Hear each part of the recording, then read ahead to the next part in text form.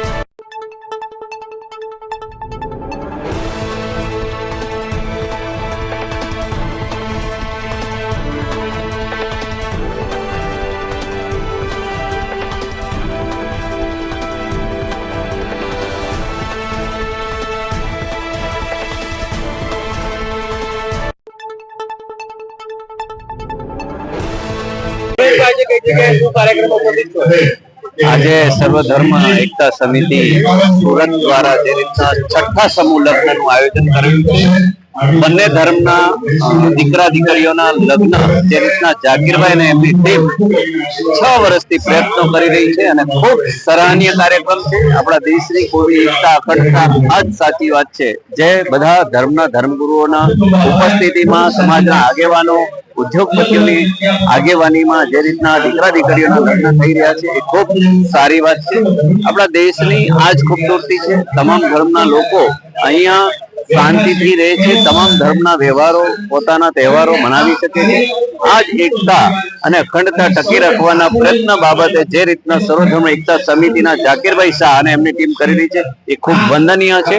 તમામ ધર્મમાં જે પણ આર્થિક રીતે નબળા લોકો હોય એવા લોકોએ વધુમાં વધુ સમૂહ લગ્નની અંદર જ આયોજન કરવા જોઈએ, જેથી કોઈ વડીલ કે કોઈ ઘરના એવા માતા પિતાને બર્ડન ના પડે। એમના દીકરીઓની ચિંતા હોય લગ્ન કરાવવા બાબતની, જ્યારે કર્જ લેવું પડતું હોય તો એ ના લેવું પડે અને સમૂહ લગ્નનો વધારે આપણે બધા આગ્રહ રાખીએ અને દીકરીઓને સમૂહ લગ્નમાં જ લગ્ન કરાવીએ।